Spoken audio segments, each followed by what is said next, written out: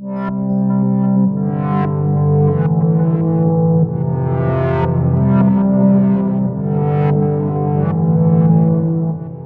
je m'appelle Frédérique Lisbet, j'exerce le métier de naturopathe depuis plus de 10 ans et je l'exerce à Sucy-en-Brie, rue de Sévigné, tout près du parc Montalot. Ce qui m'a vraiment plu dans le fait de devenir naturopathe, c'est vraiment le côté individualisation, le fait de pouvoir proposer à la personne un accompagnement qui lui ressemble et qui n'est pas l'accompagnement du voisin, et aussi le côté global et recherche des causes. Quand j'ai découvert ce métier de naturopathe, ça a été exactement ce qui me ressemblait, et là je voulais emmener les gens.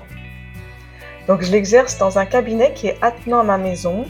C'est une grande chance parce que c'est un espace qui est vraiment dédié à mes clients, que j'ai voulu très accueillant, et c'est d'ailleurs comme ça qu'il est perçu, qui donne sur le jardin, on entend les oiseaux.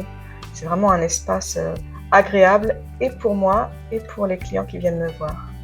Être naturopathe, c'est apprendre aux gens à prendre soin de leur santé, c'est-à-dire savoir comment choisir leur alimentation pour préserver leur santé, c'est-à-dire qu'ils sachent aussi faire de l'activité physique, qu'ils sachent aussi mieux appréhender leur stress et le prendre en charge, qu'ils sachent mieux détecter les signes qui font que peut-être là, il y aurait des choses à ajuster. Simplement, qu'ils sachent prendre soin d'eux. On est là pour les accompagner là-dessus.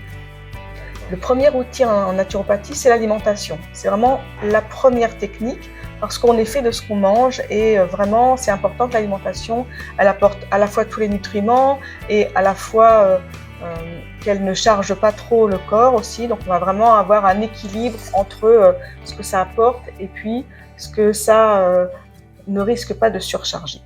Ça, c'est le premier outil. Ensuite, bien sûr, on va parler d'activité physique, puisque l'activité physique, elle est vraiment indispensable à la santé. Ça ne veut pas dire que ça veut dire faire du sport à outrance. Ça veut dire prendre la personne là où elle en est et l'inciter à mettre plus de mouvements si elle n'en a pas, ou l'aider à faire des mouvements qui sont respectueux de qui elle est. D'autres outils, ça va être autour de la prise en charge des émotions et du stress. Donc là, on a plein d'outils pour ça. Apprendre aux personnes à respirer, travailler avec les huiles essentielles. Moi, j'affectionne particulièrement les huiles essentielles que je peux utiliser à la fois en aromathérapie et en olfactothérapie. Donc l'olfactothérapie, c'est le fait de les respirer pour tout l'accompagnement émotionnel. Et puis, il y a des techniques, ce qu'on appelle les techniques manuelles aussi. Il y a plein d'outils, mais moi, j'ai développé particulièrement les techniques manuelles aussi.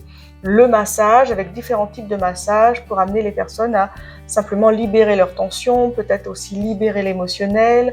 Voilà, vraiment les amener à être bien dans leur corps et dans qui elles sont.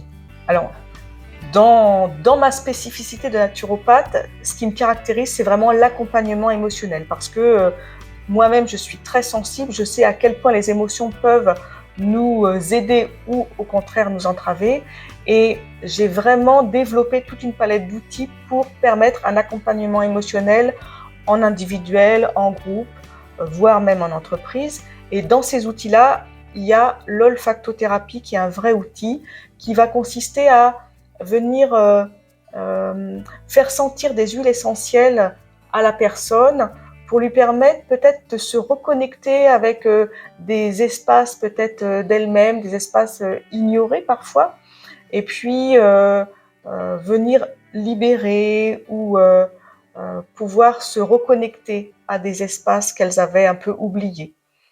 Donc c'est un outil qui me touche beaucoup et qui me parle énormément.